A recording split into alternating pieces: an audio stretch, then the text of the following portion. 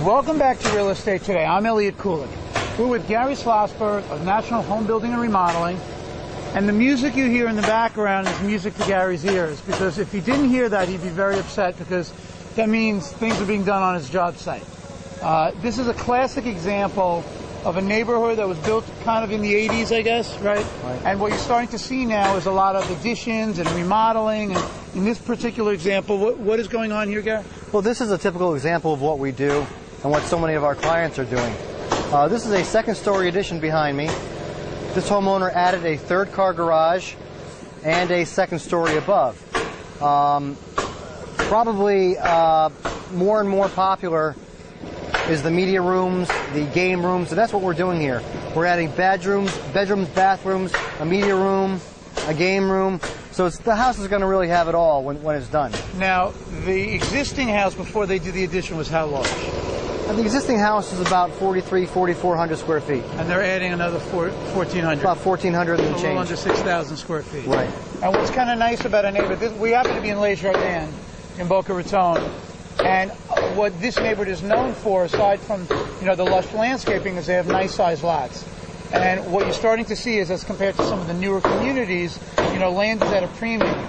And I imagine one of the things that they kind of toyed with is that they loved the neighborhood so much, it just was lacking in some of the newer amenities that some of the newer houses have. Well, that's very true, Elliot. I mean, in this particular case, by going up, we did not sacrifice any of their yard. Now, as Elliot said at the beginning, this neighborhood's an older neighborhood. Some of the land or some of the lots are actually larger than some of the others we've seen. And this particular client wanted to maintain that. He has young children. He wants to maintain a nice yard with a pool. So by going up, we were able to accomplish more square footage and keep his yard the way it was, really. So it worked out well. Now, when you met with them originally, what analysis did you go through to did they come to you and say, well, we're looking to do this type of addition, or had they done any homework before they even considered? This particular client did do homework. He kind of knew what he wanted to do. He knew that he didn't want to sacrifice the yard. He knew he wanted to go up. He knew he wanted a game room. He knew he wanted a media room. He knew that he wanted a couple more bedrooms and a bathroom. So this homeowner was one of the more educated homeowners in that he really had a direction. So that helped us expedite things. Now, I'm sure a lot of people at home, they don't really understand how long a lot of, this process takes. Right. So from the day you met them till, let's say, you broke ground, how long was that process? 4 days. 4 days? The first thing we have to do, of course, we do everything by code. So we have to get architectural plans, we have to get permits, and so on and so forth. Currently, permitting is taking about 6 to 8 weeks. Architectural plans, if they have them, we go right in for permit. If they don't, an architect might take, a couple of months before final drawings. Did you recommend the architect on this? In this case, we did, yes. We brought the architect here. So you're looking at about probably about 5 weeks of actual working time on this project. And I don't know if everyone at home can see what's going on, but I see they did concrete block on the first floor, and you did frame on the second. Yes. I know sometimes people, sometimes the whole house is built out of frame. Right. Sometimes it's all block. What are the issues that surround those kind of... Well, again, in this particular case, this is an existing home. So that means the home was built with a certain type of foundation and footings to hold the foundation.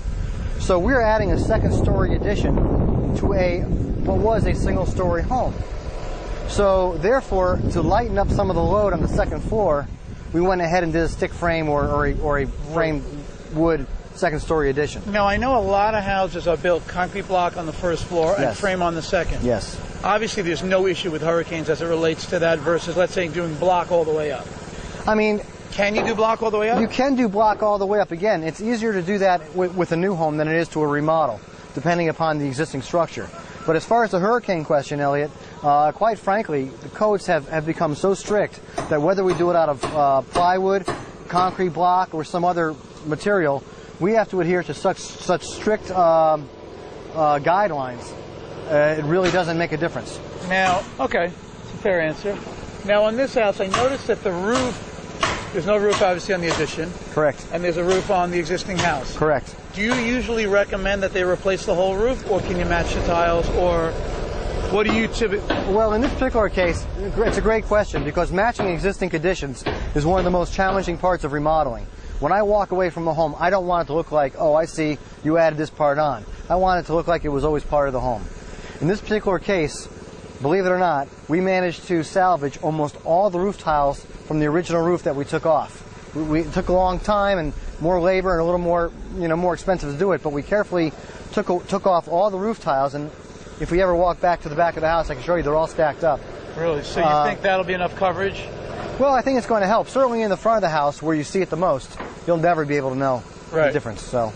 Okay, that's very interesting. So, Gary, why don't we do this? Let's go take a look at, let's get up close, and maybe we can kind of talk about, the type of trusses, the floor trusses, the plywood, how you applied it, and really give everybody at home a good understanding of what's involved, at least in this project. Terrific. Welcome back to Real Estate Today. I'm Elliot Koolik, and we're here with Gary Schlossberg with National Home Building and Remodeling. And we've been kind of talking about what's going on with remodeling and some of the issues surrounding it, and wanted to kind of look through one of his projects a little in more detail. So, Gary, these are the plans to what you're building. Correct. Correct. Okay, so why don't you walk everybody through it so they have an understanding. Well, sure. I don't know if you all can see this, but basically what we're doing here, this homeowner has really encompassed everything that I think most of my clients are striving for. First of all, we added a third car garage on the first floor, which of course we all know we don't have enough storage or car room for our cars, and that's a great attribute right there. Going up to the second floor, we added a guest bedroom with its own bathroom. This is kind of interesting. It's a media room, which is totally soundproof. It's going to be like a home theater, which is terrific if you can get it in your home. And then you can see this large area of space is going to be a playroom. Now, I don't know if it's a kid's playroom or an adult playroom, because it is so large. It has a beautiful, or it's going to have a beautiful wet bar, and it's just a fantastic place to entertain. So this house is really encompassing so many of the things that are desired today. And it's really amazing. I'm looking at the area calculations, and the square footage actually is, originally it was 5,300, and they're taking it up to almost 7,000 square feet. So, sometimes you think that 5,000, 4,000, 3,000 is a lot of space, but in this particular case, I guess they really just wanted more. Well, I mean, these clients plan on being here for a long time, maybe retiring in this home. They want to make sure there's plenty of space for their kids and maybe their kids' kids. So what we are doing is looking towards the future with this remodel. Okay, great. Gary, why don't we walk through the site a little bit and just maybe point out some things to everybody at home as far as what goes on when you're actually remodeling. Sure. So why don't we go this way? You want to leave the plans here? Okay. Okay, so Elliot, here we are a little bit closer to the home that we're doing. You can see that this is the third car garage here on the first floor, obviously. Up above is where the guest bedroom and bathroom will be. Perhaps we can get a shot. I mean, the addition goes all the way back. And again, does not impair on his property, on his yard. So it's a terrific situation for everybody. Now, Gary, notice what are the straps there? Well, again, those are hurricane straps. Those are hurricane straps, typical of South Florida building code. By code, you have to be secured from the very peak of the roof to the walls, to the trusses. I mean, you have to be secured all the way down to the first floor. So that's typical hurricane strapping that is required of today. And what do you have to strap it in a certain amount of distance all the way around the whole? Every single joist and every single beam and every single 2x4 or 2x8 needs to be strapped, so that if it's kind of one of those things that if you do not strap it properly, and God forbid we have a disaster like we had last year, and start to get in, even 1 weak area could really affect the whole structure. So you really have to make sure everything's got to be strapped. Okay. I noticed that you have I haven't seen this actually. I noticed you have the dumpster covered. Right. Why? Is that something that your company does, or? Well, earlier we were speaking about what do you look for in a contractor and so on and so forth. And I said, well, we become part of your family, so to speak. Well, this is what I'm talking about. I mean, it's difficult to be here. I mean, the client, we get along great, but he's anxious to get into his home. We know that a dumpster in his driveway is probably not the most ideal situation for him. So, especially towards the latter part of the day, we like to cover up the dumpster.